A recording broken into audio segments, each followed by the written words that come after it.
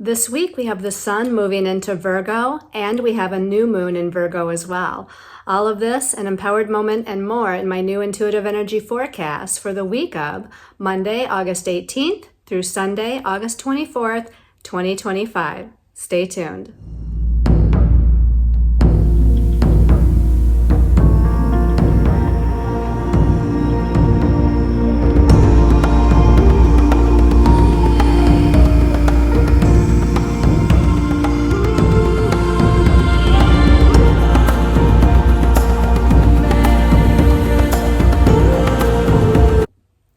Hello everyone, this is Colleen Lemma, starseed astrologer and spiritual messenger, here with your weekly intuitive energy forecast. For this week, we're going to be using the Lemma Tarot, and this is by Renata Lechner. That's going to be the main message for everyone. Your special message card this week, depending on your stone of choice, is going to be coming from the Angels and Ancestors Oracle deck by Kyle Gray. But before we get into looking at those stones of choice or talking about the astrology for the week, let's go ahead and close our eyes. Take a deep breath and do an empowered moment. So as you're sitting with your body relaxed, but with your spine straight and your eyes closed, start by focusing on your breath as you breathe in and exhale out. Visualizing golden white light of God's source energy all around you. That unconditional love, compassion, healing, and guidance of that golden white light. And as you see or sense or feel or just know that you're surrounded in that beautiful, loving energy, I want you to take in a deep breath and imagine you're breathing it into every cell of your body. As you exhale, you're letting go of all that your body, mind, and soul no longer needs. And this week we have the sun moving into the sign of Virgo for the next month. And this is all about reintegration of the lost soul pieces from this and other lifetimes. This is about alchemy. This is about the priestess energy, the divine feminine. So focus on your inner priestess. Visualize, see or sense, feel or know that you're connecting with your inner priestess, that inner divine feminine, that energy of healing and nurturing, that energy of empathy and service to others. And embody that priestess energy. Move into that priestess energy. See yourself merging with her. Listen for a message from your inner priestess. What does she have to say or share with you at this time? What message of healing and reintegration does she have?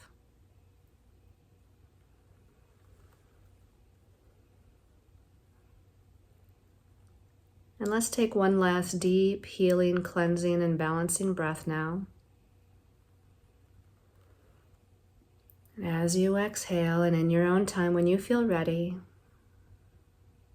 you can open your eyes and return to this time and place and space. And let's get ready to look at our stones of choice. All right, so the first stone of choice, this is orange and blue sodalite. And I know that this lighting is probably not good enough for you to see, but there's little orange splotches. Maybe you can see that there's a splotch there, but this is little orange splotches within that sodalite. So the orange and blue sodalite, it's often called sunset sodalites. And the sunset sodalite is going to be an energy that focuses on communication, clear communication, speaking your truth. It's about joy, and it's also about creativity or creative self-expression. All right, your second stone of choice. This is called mahogany obsidian. And again, it's a dark day today here in South Carolina, so the lighting isn't the greatest here, but this is a brown stone with black spots. Now, when we think of obsidian, we think of that black stone obsidian, right? But there is a stone here, this one, that's called mahogany obsidian, which is why it's the brown and black. It's a little bit more gentle than the obsidian. And with the mahogany obsidian, it's going to help you to tap into your inner strength. It's going to provide this level of protection. It also provides you with a sense of emotional healing, and it is a stone of transformation. And then the last stone of choice. This is yellow and green moss agate. So this one is kind of special. They don't always look like they're cut in half with the golden yellow and the green. Sometimes it's more inclusive of both throughout the stone, but this one is a cabochon, so it's got that flat back to it. And the yellow and green moss agate, this is going to be a stone of abundance, new beginnings, creativity, or creative self-expression again, and confidence. So again, your stones of choice are the sunset sodalite, the mahogany obsidian, and the yellow and green moss agate. So let's talk about the astrology for the week. We start out on Tuesday the 19th. And on Tuesday the 19th, we still have the sun in Leo at this point. So the sun is how we shine our light. It's self-expression. It can be about success. It's about confidence and courage. And it's still in Leo the lion at this point. And it's going to be in a positive connection with Chiron, the wounded healer, which is right now retrograde in the sign of Aries. So they're both in fire signs, and we are dealing with Chiron. So Chiron can always bring up some of our inner woundedness from this and other lifetimes, but this is a positive connection. So the sun in Leo, it's shining its confident light upon those wounds that we have that may deal with independence, self-identity, courage and confidence as well, leadership, individuality. And as the sun is shining its light upon those wounds, it's bringing a sense of healing. Now, Chiron is retrograde, so it's internalizing that energy. We're needing to go deep within ourselves, maybe do some journaling, maybe do some meditation, just really kind of move into that space of being the shaman or connecting with our inner shaman, because Chiron also is the shaman. So let's connect with our inner shaman and let's bring about healing. Let's bring about that shining of light and that confidence and courage upon those wounds to bring healing. And then we're going to go from Tuesday all the way to Friday. On Friday, the 22nd of August, this is when the sun moves into Virgo. So it's leaving Leo and it's moving into Virgo for the next month until September 22nd. So Virgo, we know as Virgo as the sign of the Virgin, but as we did in our meditation, it's also the sign of the Priestess. So in ancient times, the Virgin was really the Priestess, right? It's kind of been, westernized by the astrology lingo that we attribute to it. And when I think of it as the Priestess, it has more power behind it, right? It's that divine feminine energy. Now, Virgo can be about logic. It can be about our mental body, so our thoughts, the concepts we come up with, the strategy we come up with. But it's also about this fragmentation of our soul, because Virgo is a sign that wants to bring us back into a state of wholeness. And again, it's not that we're not whole already. We're already whole. We're already one with the divine.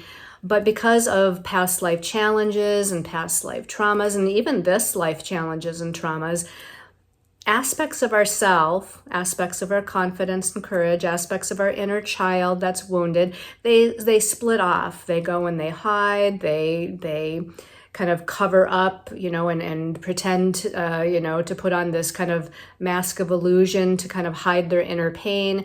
And so Virgo is about that fragmentation, but with the fragmentation also comes the reintegration. And that's what this priestess energy of Virgo, this healing energy of Virgo, this divine feminine energy of Virgo, it's about the reintegration of those lost or traumatized aspects of ourselves so that we can put those puzzle pieces of ourselves, so to speak, back together and come back into a state of wholeness. So again, we have about a month of that sun being in Virgo from the 22nd of this month until the 22nd of September. Also on August 22nd, we have Venus, which is the planet of love and relationships, and she also rules personal resources and values. She's going to be in a challenging connection to Chiron. So here we have Chiron again, the wounded healer, but now instead of that positive connection like we had with the sun and Chiron on Tuesday, we have a challenging connection, a square between Venus, ruler of love and finances. She's in Cancer right now, and Cancer is very security oriented, but also focuses on home and family and emotional connections or our own emotional body. So Venus in Cancer is going to be challenging Chiron. So this is going to bring up again some of these past life wounds within the home and family system, within our emotional connections with others, those people that we might, feel really close to, that we consider them a part of our family. This is going to be about our sense of self-value and self-worth, where we might get a little bit emotional, or we might feel a little down or depressed, or, in a little bit of challenge with our emotions that might come up regarding how we value ourselves. And again, even relationships, if we have some challenging relationships around us, there might be some sadness that comes up. And Chiron does want to bring that healing to those wounds, but with this being a challenging aspect, we might really feel those emotions and feel those feelings. And we shouldn't not. We should definitely move into and move through the feeling of whatever those emotions and feelings are all about. This is about having this nurturing energy towards others, but towards ourselves. Compassion towards others, but towards ourselves. Self-love towards others, but towards ourselves. So we can move through those wounds. And then on Friday, Saturday, August 22nd, 23rd, and this depends on what part of the world you're in, what time zone you're in, we have a new moon in Virgo. This is the last lunation before eclipse season, which starts in September. We will have a full moon lunar eclipse in September and a new moon solar eclipse in September. So this is the last new moon. The new moon is at 0 degrees of Virgo, the very first entry point here, the very first degree and entry point of the sign of Virgo. So it's this birthing something new, a new energy. And new moons are about new beginnings and the initiation of something new. And again, this is really fresh with this Virgo energy. So this is initiating this great healing, as we kind of talked about, with what Virgo energy is all about, the healing, the service to others, the divine feminine, and the healing of that divine feminine aspect within us. This new moon is going to be challenging quite a few planets, actually. It's in a difficult connection with Saturn, which rules karmic lessons. It's in a challenging square to Uranus, which rules freedom and independence. It's in a difficult connection with Neptune, which rules illusion and confusion. And it's in a difficult connection to Pluto, which can rule power and control dynamics. Now, before I talk about what that means, I'm going to say that through the rest of Saturday and into Sunday, the sun will then catch up and also make those difficult connections to Saturn, Uranus, Neptune, and then Pluto. So this is pretty much an all weekend sort of energy with this new moon, Friday, Saturday, Sunday. So what are those difficult or challenging connections all about? Those are more of the outer planets, which provide kind of a very heavy, important energy to them as far as the evolution and growth of our soul, the evolution and growth of humanity. So Saturn is about manifestation and form. It does rule third dimensional time and space, but as I said, it is the ruler of karmic lessons. So this new moon is maybe activating the healing, Virgo. It's activating that Virgo healing in the area of our karmic lessons where we might feel restricted, limited, or held back or insecure, because those are all Saturn words. Also, Saturn can rule fears as well. Now, with the challenge to Uranus, this is, again, a challenging connection. So this might bring some sort of surprise revelation or surprise solution to a current situation. Virgo is keen on solutions, and so since this is a new moon in Virgo, we might look for what those solutions are, but this is a challenging aspect. Uranus again rules freedom, liberation, independence, change, redirection. So there might be some sort of sudden surprise, let's say, a redirection that we weren't expecting, an aha moment that catches us by surprise. So I think that it's all going to center around this feeling of feeling liberated from something, maybe liberated from our karmic lessons. The connection to Neptune and then Pluto. Well, Neptune, again, as I said, is illusion and confusion. Neptune does rule the spiritual realm, and it rules dreams, and it rules illumination, and it rules transcendence, but this is a challenging aspect. So we might feel a little confused. You know, I feel like Neptune can bring in some spiritual confusion as far as why is this happening, or why does this lesson, keep repeating itself in my life? How do I heal this lesson? Neptune is about unconditional love and compassion, so that's going to be a good place for us to start, is with this self-care, self-love, self-compassion, and forgiveness towards ourselves as well as others, with that Neptune connection. Pluto, as I said, it's about power and control, so we might feel a little disempowered by our emotions or disempowered by our thoughts or perceptions, because Virgo does rule the mental realm where this new moon is. But this is an opportunity, let's say, for transformation, for some sort of death and rebirth to take place, and for a transition from something old, so that we can prepare to move into something new, which is what a new moon is all about, new beginnings. So we just have to make some adjustments here. We have to, maybe adjust our perspective on what's happening, or look at things from a different vantage point, see the bigger picture if we can, which might be more difficult because Virgo, where the new moon is, likes to look at the little details. It likes logic and facts and what it can see with its own eyes. It's not as good with the big picture and faith and trust. And so this is where maybe some of the challenges come in. And as I said, the sun follows suit and then connects with the same planets in the same way as the moon does during the new moon. So it's just this continuation of healing the emotional and mental body, and moving into a space of self-care and healing. All right, let's go ahead and take a look at the cards that we get from our angels and guides. Now, it decided that it wanted to be 2 cards, 2 cards, 2 cards. So we've got a total of 6 cards, so let's go through those. The first one is the 5 of Wands. And the 5 of Wands, it's fire, it's a fire energy, and we do have the sun still in fire sign Leo on Tuesday, connecting with Chiron, the wounded healer, in Aries, which is another fire sign. So the 5 of Wands sometimes can be competition, or confusion, or not feeling balanced, or not feeling centered. There's just like maybe a lot going on that is a little scattered. This can be a little bit of scattered energy on different levels.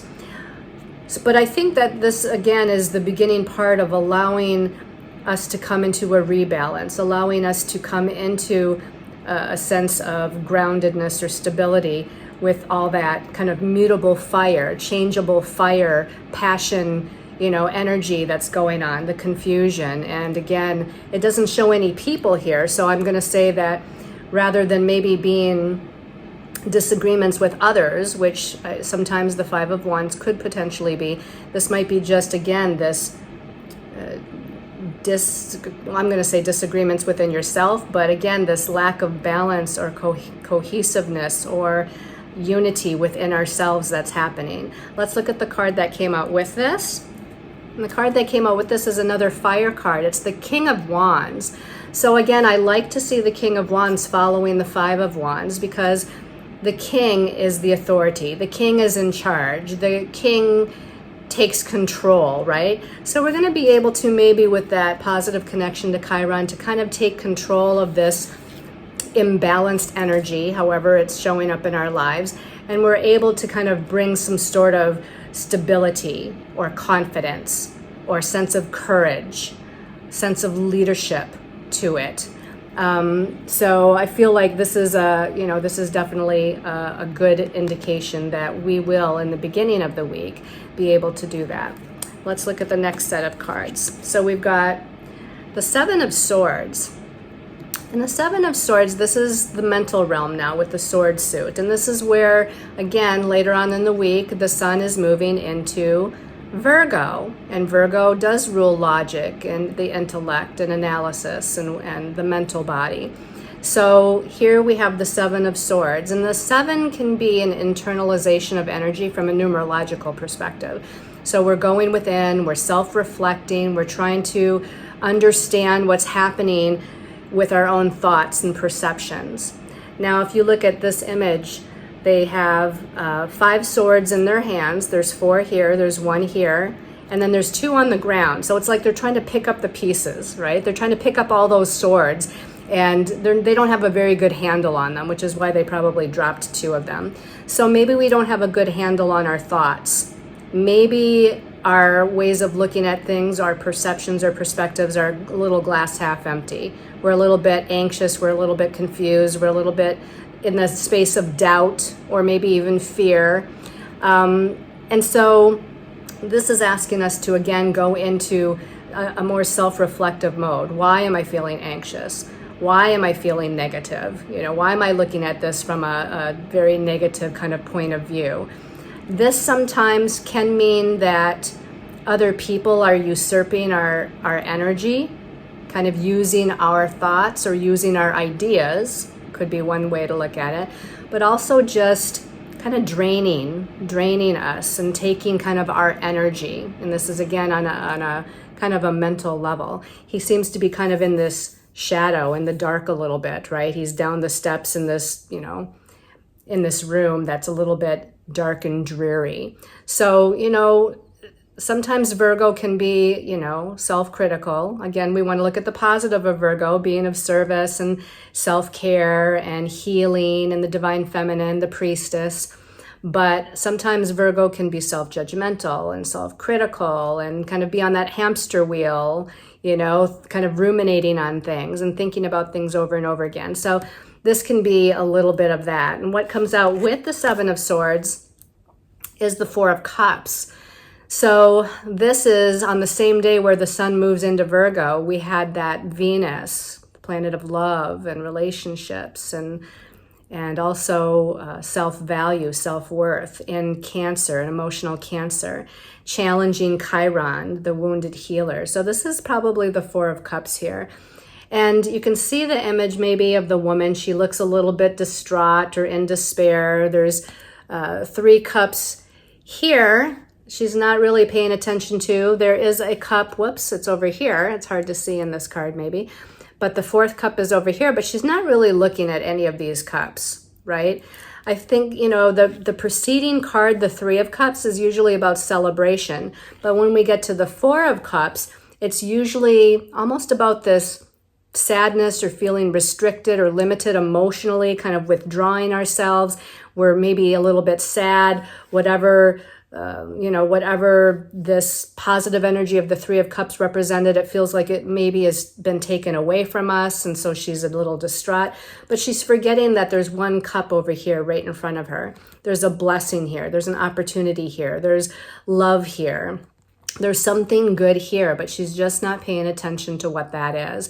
And that again can be that Venus connecting with Chiron. So by the time we get to, Friday, we might even feel this on Thursday creeping up.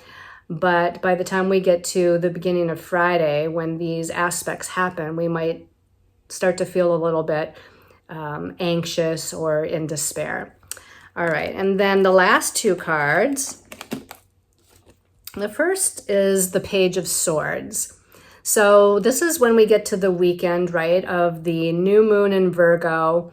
The Page of Swords is about messages. The pages are messengers. The Suit of Swords is about, again, thoughts, ideas, communication, logic, information, solutions. Sometimes it can be about education or learning something new. So all of these things is a focus with the new moon in Virgo. What new things do you want to learn? What communications do you need to have? Maybe you need to respond to some communications that have come in lately and you haven't responded yet. Maybe you need to initiate some communications.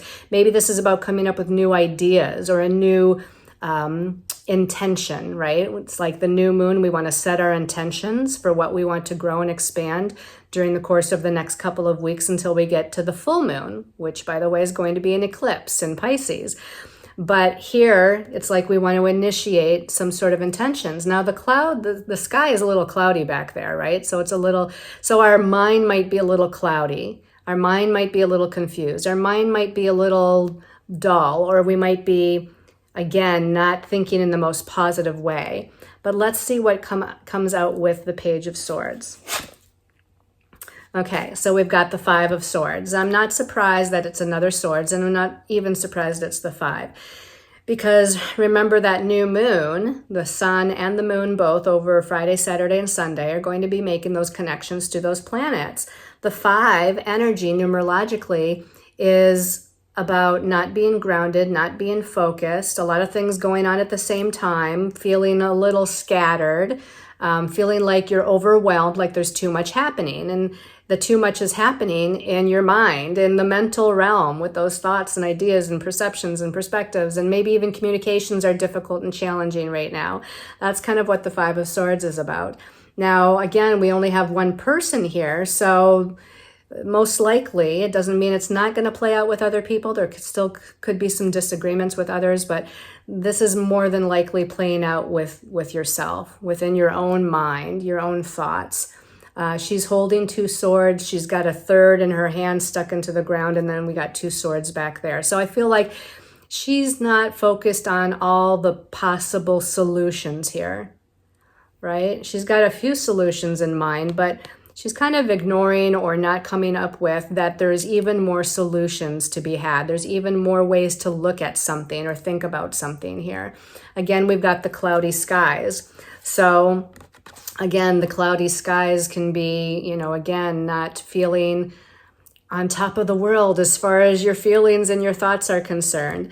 I feel like just sitting with yourself as much as you can this weekend, because Virgo is a sign of self-care, right? So get out in nature and take a healing walk or a healing bath, or do some journaling or do some reading, have a cup of tea, be peaceful and silent. This is a weekend to really spend with you and your own thoughts and try to come up with, again, these new solutions, this new way of looking at life or at a situation or event that has occurred, and shifting your mind from glass half empty to glass half full. There's messages coming in here. I don't know if these are birds or if they're little, they could be dragonflies. It's really hard to tell on this card. They're probably birds. That's usually what's associated with the Suit of Swords. But there's messages here for you, right? Maybe it's messages from other people. Maybe it's messages from your higher self. Maybe it's messages from your angels and guides. But listen. And the best way to listen is to be silent, okay? So it's, there's definitely some good that can be had this week. But let's go ahead and take a look at the special message depending on your stone of choice. So the first stone of choice was the Sunset Sodalite. The Sunset Sodalite. So the message this week for Sunset Sodalite people. This one, oh, nope, that one popped right up. It was on the bottom too. Mountains, stand your ground. So I want to say there might be a situation with another person. Maybe it's an authority figure. Maybe it's a parent. Maybe it's a sibling. Could be a friend, a romantic partner. Could be in business, where you need to stand your ground and speak your truth. But I'm also hearing you have to stand your ground and speak your truth with yourself as well. So this is interesting because we have the mountain here, but the mountain has this kind of, I don't know if you want to call it a reflection, but it's this mirror image of the mountain underneath the surface. So there's something going on in the subconscious, something going on in the subconscious of your being underneath the surface, something that's hidden, and it needs to be revealed. Maybe it's, this aha moment that you're going to have. Maybe it's this subconscious pattern that needs to be overcome, that you need to delve down deep and again, reflect, meditate, do some journaling on what that is all about and bring it up to the surface. The mountain is strong. The mountain is powerful. The mountain is majestic. So whatever this is underneath the surface of the mountain, work with it, bring healing to it, right? And then move into this idea of standing your ground and standing in your truth. Be strong like the mountain. Be majestic like the mountain. Be powerful like the mountain. All right. All right, let's put that back in case somebody else gets it. Special message card for the mahogany obsidian people. Mahogany obsidian people. Special message for the week. Mahogany obsidian. This one's calling my attention. Oh my gosh. All right. So we've got the same message for the mahogany obsidian people, the mountains. So everything that I said, let me see if there's anything else I can add to it. But everything I said for that is what you want to pay attention to. So the other thing that I feel is coming in, and this would be for both the sunset sodalite people and mahogany obsidian people, is this is kind of a reddish color right here. So this is dealing with root chakra energy. Root chakra is your sense of stability, security. Can even be like your individuality, your sense of groundedness, feeling protected. This can be about financial security or material security. So this is also about vitality, like energy and vitality is the root chakra as well. So all of those things that the root chakra rules, we might need to do some healing surrounding those things. If it's your vitality and your energy, we need to get extra sleep. And this, this weekend would be a good time to catch up on that.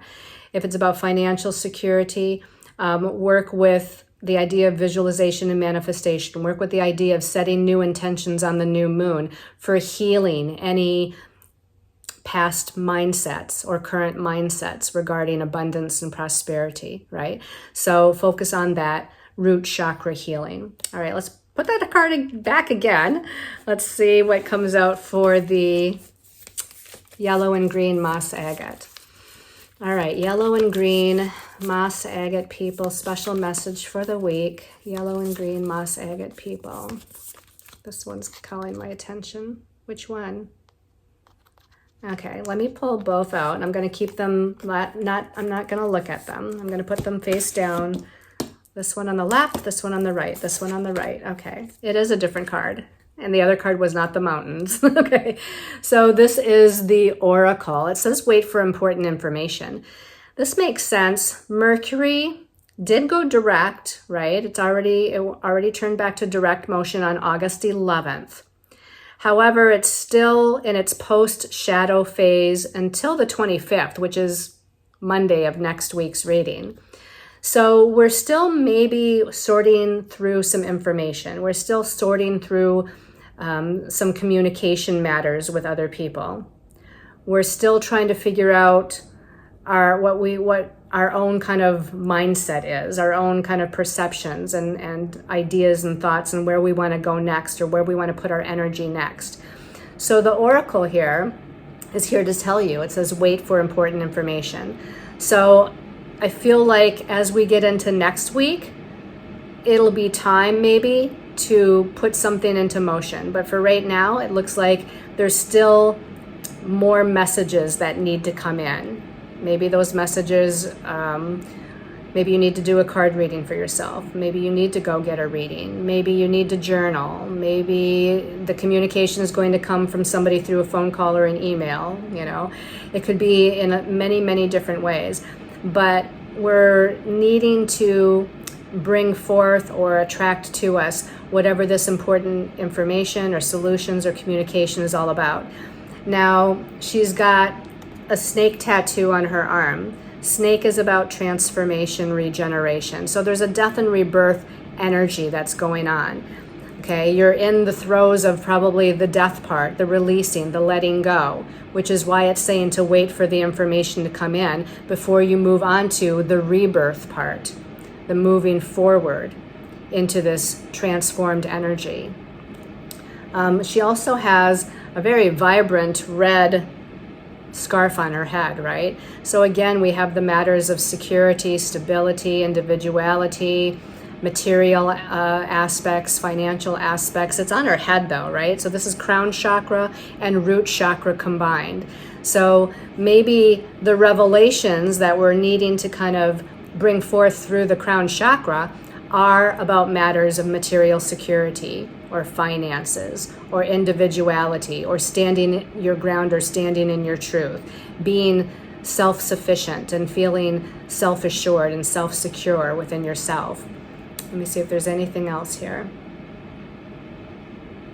Just has a really spiritual feeling to it. You know, here she's got this bowl with some sort of incense. So doing some sort of spiritual ceremony for the new moon, lighting some incense, lighting a candle, setting your intentions in that way for the new moon might be very much needed at this time for you. All right, everybody, thank you so much for tuning in. Remember, if you're still here, wait a minute before you log off, there still is that 50% off of a 30-minute reading. That's good until the end of August. So I will have the details in the comments below, the comment pinned at the top of underneath this video will tell you how you can utilize and get that 50% off of a 30-minute reading with me. It's only good until the end of August. I send you lots of love and light and many, many blessings until we see each other again next week. Namaste, everyone.